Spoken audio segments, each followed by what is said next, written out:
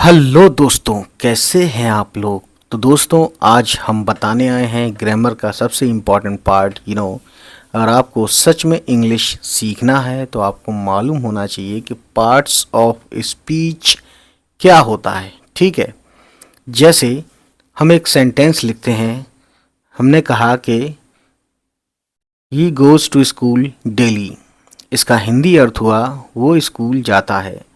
अब इसमें ही क्या है, गोज क्या है ना, यानी पार्ट्स ऑफ स्पीच के हिसाब से इसका नाम क्या है, टू क्या है, स्कूल क्या है।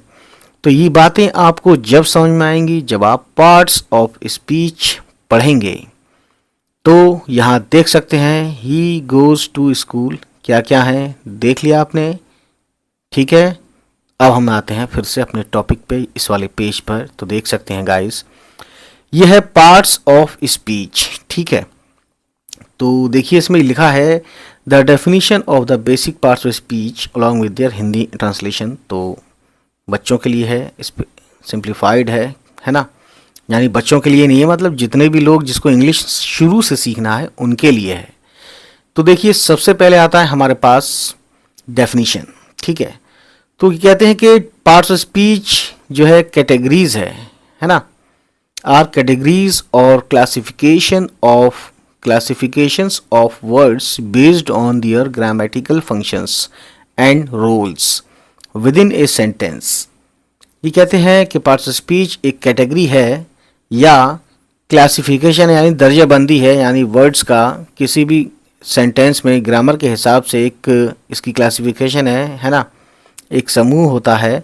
ठीक है, दिए हुए किसी सेंटेंस में तो क्या होता है इंग्लिश में, there are 8 basic parts of speech, यानी अंग्रेजी में बेसिक या कैसे भी कह लें पार्ट्स ऑफ स्पीच 8 होते हैं। तो आप यही समझिए कि पार्ट्स ऑफ स्पीच नंबर में 8 होते हैं, गिनती में 8 होते हैं। तो सबसे पहले आप देख सकते हैं यहाँ लिखा है नाउन, पहला नाउन है। ठीक है, तो नाउन को पढ़ते हैं हम पहले। A word that represents a person, place, thing और आइडिया। एग्जाम्पल है, ये कहता है कि वो वर्ड जिससे हमें ये पता चले या किसी के बारे में हमें ये कोई भी ऐसा वर्ड जो हमें बताए किसी आदमी के बारे में, है ना, किसी प्लेस का बारे में बताए, थिंग चीज़ों के बारे में, आइडियाज़ यानी ख्याल के बारे में, जैसे आइडियाज़ में ठीक है लव भी है, इमोशन भी है, ये सब चीज़ें आ जाती हैं। ठीक है, तो एग्जाम्पल के तौर पे इन्होंने कहा है कैट, यानी एक जानवर का नाम ले लिया। तो ये जितने भी नाम होते हैं, आइडिया के नाम, चीज़ों के नाम, जगहों के नाम, लोगों के नाम, जानवरों के नाम, परिंदों के नाम, ये सब क्या है दोस्तों, ये सब वही है, क्या है, नाउन है। जैसे कैट, बुक, हैप्पीनेस। तो नाउन वाला पार्ट हम इसी वीडियो में करेंगे, थोड़ा सा और बढ़ाकर समझेंगे, एडवांस, थोड़ा सा इससे एडवांस यानी कि। तो ये छोटा सा है ना। तो दूसरा देखते हैं, यानी ये बहुत थोड़ा सा लिखा है। दूसरा देखिए नंबर 2 पे आता है प्रोनाउन। ठीक है, जिसका नाम हिंदी में सर्वनाम, और नाउन को हम बोलते हैं संज्ञा। ठीक है दोस्तों, a word use to replace a noun, यानी ऐसा वर्ड जो किसी भी सेंटेंस में नाउन को हटाकर खुद आ जाए, है ना, यानी नाम को हटा दे, नाम की जगह पे कुछ और वर्ड आ जाए, उसी वर्ड को हम बोलते हैं, है ना, प्रोनाउन। ठीक है, ये कि देखिए क्या है, it refers to a person, object और thing without directly naming it. ये कहते हैं कि ये किसी इंसान की तरफ इशारा कर सकता है ना, ऑब्जेक्ट की तरफ, यानी उसको मेंशन करेगा, उसके बारे में बताएगा, या किसी चीज़ की तरफ बिना उसके नाम लिए। ठीक है, जैसे कि एग्जाम्पल है ही, शी, दे। ठीक है, ही, शी, दे, ये सब क्या है, ये सब प्रोनाउन है दोस्तों। ठीक है, यानी नाम की जगह वो बोलते हैं।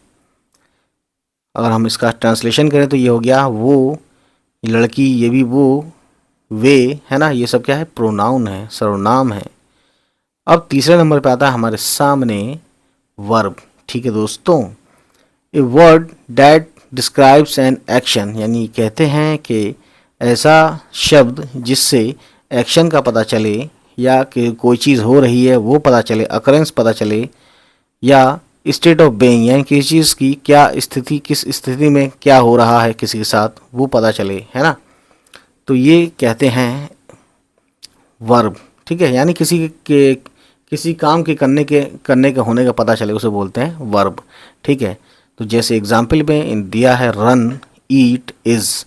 तो वर्ब समझना यानी इतना आसान है जैसे कि मान लीजिए हमारे सामने एक वर्ड है, जैसे ये दिया है रन। रन का मतलब आप देखिए, तो रन का मतलब में क्या है, दौड़ना। ना आ रहा है लास्ट में। ईट मतलब है खाना, यहाँ भी ना आ रहा है ट्रांसलेशन करने में, है ना, इंग्लिश वर्ड को ट्रांसलेशन करने में खाना ना आ रहा है।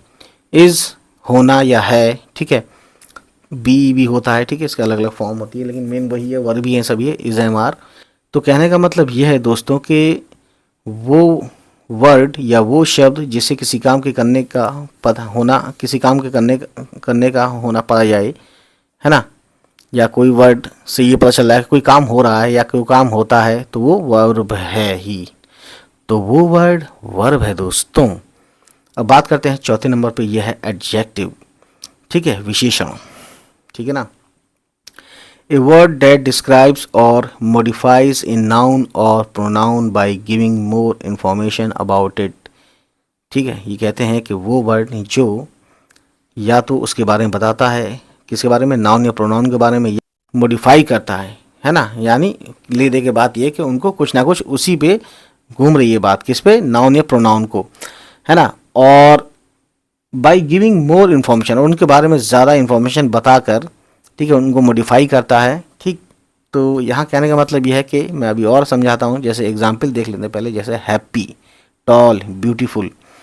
तो वो खुश है, तो वो कोई ना कोई नाउन या प्रोनाउन ही होगा। ठीक है, जैसे सीता इज़ हैप्पी या शी इज़ हैप्पी, तो शी या सीता को इसने मॉडिफाई किया उनके बारे में और ज़्यादा इन्फॉर्मेशन देकर। तो एक कंडीशन बताता है ऐसा वर्ड जो कंडीशन बताए, है ना, उसे हम बोलते हैं कंडीशन। अच्छी भी होती है, बुरी भी होती है ना। विशेषता बताए, कोई भी खासियत बताए, अच्छाई या बुराई बताए, ठीक है, रंग बताए, बहुत सारे इसके अलग अलग डिफरेंट, फिर और हम आगे पढ़ेंगे तो और बताएंगे कि रंगों का भी होता है इस तरीके से। तो ये है ना, सिचुएशन, कंडीशन बताए, ठीक है, तो उसे हम बोलते हैं एडजेक्टिव। ठीक, उसके बाद दोस्तों पांचवा है एडवर्ब। पहले इंग्लिश में पढ़ लेते हैं इसको। ए वर्ड दैट डिस्क्राइब्स और मॉडिफाइज ए वर्ब, यानी वो वर्ड जो वर्ब के बारे में बताता है ना, या एडजेक्टिव के बारे में बताता है, या दूसरे एडवर्ब, खुद एडवर्ब के बारे में भी जो है कुछ ना कुछ बताता है, कुछ डिस्क्राइब करता है। ठीक है, और ज़्यादा इन्फॉर्मेशन देकर हमें ये बताता है कि उसके टाइम के बारे में हमें पता चले, जगह के बारे में पता चले, मैनर के बारे में पता चले, डिग्री क्या है ये पता चले, वगैरह वगैरह इन्होंने कहा है। ठीक है, जैसे कि एग्जाम्पल में और ज़्यादा समझ में आया, जैसे एक वर्ड है क्विकली या देयर या वेरी, है ना। वेरी से क्या पता चलता है, जैसे मैंने कहा कि वो दौड़ा, अब मैंने कह दिया वो बहुत तेज़ दौड़ा, तो वेरी मतलब बहुत। तो यहाँ पे डिग्री बता रहा है कि दौड़ा, लेकिन कैसे दौड़ा। ठीक है, तो ये है। अब ये कहते हैं कि ये जो है देयर क्या है, देयर प्लेस के बारे में बता रहा है। जैसे वो खड़ा है, हमने कहा वो वहाँ खड़ा है, तो वहाँ वर्ड यानी देयर मतलब वहाँ होता है ना, तो देयर क्या है, एडवर्ब हो गया दोस्तों। और क्विकली यानी वो आया, यानी हमने कहा वो तेज़ आया, तो हम इसका है कि ही कम्स क्विकली, यानी वो तेज़ी से आया। ठीक है, तेज़ी से, जल्दी से, ये सब क्या है, ये एडवर्ब हैं। तो ये क्या कर रहे हैं, ये किसी आदमी के बारे में क्या करते हैं, ये डिस्क्राइब करते हैं या मॉडिफाई करते हैं किसी वर्ब को भी यहाँ पे। ठीक है, वर्ब को भी कर सकते हैं, एडजेक्टिव को भी कर सकते हैं। कोई खूबसूरत है, एडजेक्टिव है वर्ड ब्यूटीफुल, हमने कहा शी इज़ सो ब्यूटीफुल, तो सो क्या है, सो यहाँ लिखा नहीं है, लेकिन सो भी एक वर्ब है। ठीक है ना।